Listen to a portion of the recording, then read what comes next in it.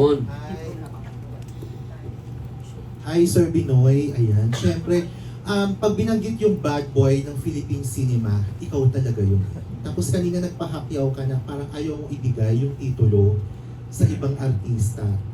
Bakit may ganung ownership ka sa titulong bad boy? Gusto ko kasi ako yung maglilipat. Hindi yung gagawin ng iba. Yung, ano. Kasi nung panahon din, nung nabubuhay pa si Kuya Ace Berhel, may ganun din kami eksena na nangyari. Hindi nga lang pelikula, totoong buhay. Kasi hindi ko makakalimutan yon. Hindi naman ako kasi talaga yung bad boy. Ang nangyari dyan, parang nagkaroon sila ng problema ni Boss Big. Ako yung nilagay, nakapalit. Parating ako ng Viva noon sa Scout Albano pa. Pagbukas ko nung, kasi may gate yun Pag gate na gano'n, nakita ko agad si Alas. Nakatayo to, ninakabangan ako. Sabi ko, upangan yata ako dito. Yung paglapit ko, umarang talaga siya. Ikaw ba yung Robin Padilla? Opo. Pinsan mo si Daboy? Sabi niya.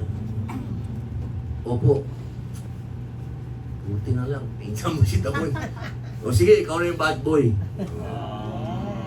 So, ganun din, gusto ko dumating din yung panahon na kung sino man yung magiging bad boy, may ganun din kaming eksena, ipapasa mo. Kasi pasa-pasa naman yun di ba? Ang una kasing bad boy, si Jose Padilla Jr. Tapos pinasa niya kay Joseph Estrada. Di ba? Joseph Estrada to Ace Berhel. Tapos ako. Ngayon, kanina mo gustong ipasa? Si Daniel, siyempre. Ayaw ba ni Daniel nung pakinasabi yan? Oo. Anong sabi ni Daniel sa'yo? Noong mga panahon na yun, in love pa siya siguro. Ngayon. Ay, hindi na ba ngayon? Rom drama pa yung priority niya. Oo, pag-ibig pa yung ano niya. Gumawa siya ng incognito na, di ba? So, series na yun. So, siguro, May chance na ngayon. may chance na ngayon. Anong nakita mong qualities ni Daniel para maging bagong bad boy? Yung angas, natural yung angas sa kanya. Kasi dapat natural Kasi pagka yung angas, inuutos lang ng direktor, medyo may kalungkutan yun. Dapat kasi natural. Thank you, Kuya Binoy. Congratulations. Salamat po. Maraming salamat po. Ngayon naman, pakinggan natin from GMA Entertainment, Nurse Alma. Hello, ma'am. Good evening. Good evening po. Since na-mention yung po kanina yung birthday wish nyo, sana makatrabaho nyo ulit yung mga leading ladies nyo. Yes, ma'am. Sino-sino po ba yung mga gusto nyo maunang makatrabaho ni sana? Sana po si Ma'am Sharon, kasi yun po talaga yung pangarap ni Boss Vic. Katunayan, yung unang meeting pa lang po namin. Pag-upong namin, yung kagad ng sinabi ni Boss Vic, maging sino ka man, part 2. Siyempre, bilang tatay namin siya, dapat tulo namin pagbigyan yung gusto. Pangalawa, si Bina, kasi utol-uhod yung part 3. Tapos siyempre, mga ibang kasunod pa. Ano nga, sa titulong bad boy, hindi po ba kayo nag-alangan na gamitin pa rin uli yun para sa inyo? Kasi ngayon naka-transition na kayo, kilala na kayo as public servant. Hindi naman, kasi ang mga kababayan naman natin, alam nila talaga na ako naulungan, lahat na. Wala naman ako inilihim sa kanila. Tsaka alam naman nilang pinipilit ko magpakabait. Sa mga feeling bad boy, ano yung mga maibibigay ng payo? Siguro ang number one nating payo doon sa mga iba yung panahon namin. Yung panahon namin, kukunti lang kaming OG. Diba? Kukunti lang kami. Sa panahon ngayon, iba na marami nang may medyo iba ng usapan ngayon. Noon talaga magbabag lang kayo. Subukan lang, di ba? Walang ganun. Ngayon mahirap. Baka sa palagay ko mag-bad boy na lang kayo sa pelikula. Huwag na sa totoong buhay. Tsaka mas maganda ngayon, sa panahon ngayon, sa takbo ng technology, mas maganda kung... Kasi dati kami nagiging bad boy kasi gusto mong maiba. So kung marami ng bad boy ngayon, kung gusto mong maiba, good boy ka. Kung ang lahat umiinom, huwag kang uminom. Kung lahat kung ano-anong kalokohan ng ginagawa, di huwag mong gawin yun. Kailangan naiiba ka eh. Diba? Para umangat ka, para makita ka. Kasi noon ganun eh. Lahat kasi pag good boy,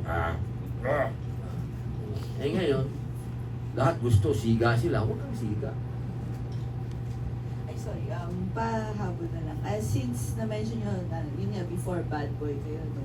Ano yung moment na na-realize nyo na, hindi, kailangan ko na magbago? Or, Sa kulungan, ma'am.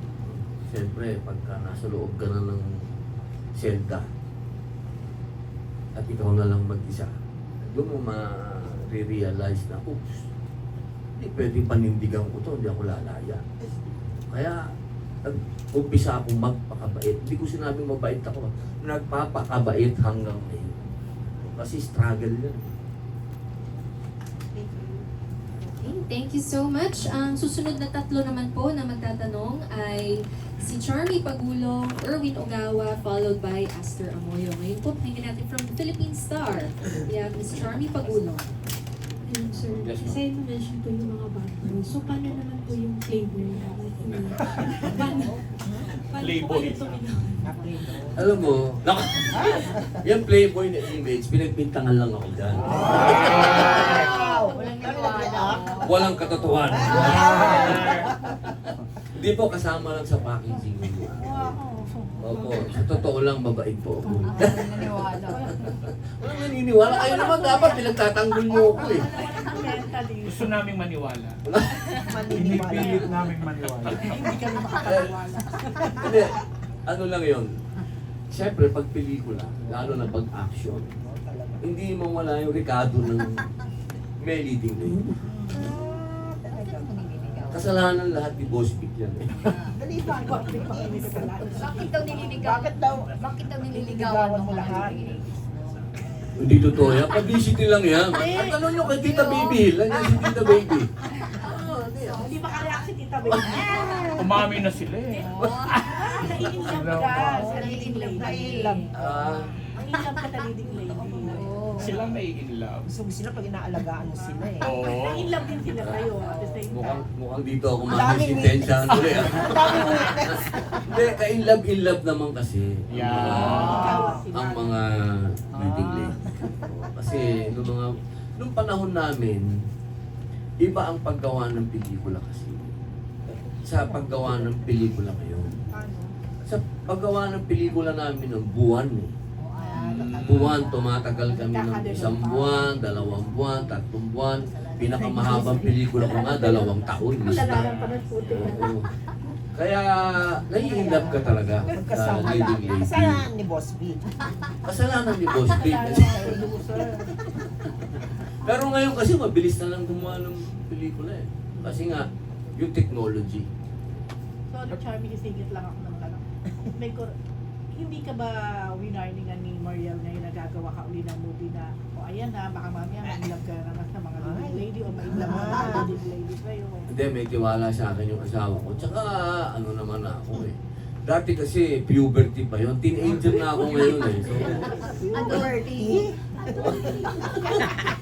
pag teenager ka na, marami ka ng, napipigil mo na yung sarili mo. Pero wala nang gano'n. Wala na. Worry, wala. Wala na siguro. Talaga, promise. Palagay ko naman. Saka nagbago na rin si Boss Vic eh. So, Boss B. tatay ko yun eh. Ano na lang yung turning point na parang tumitigil yung isang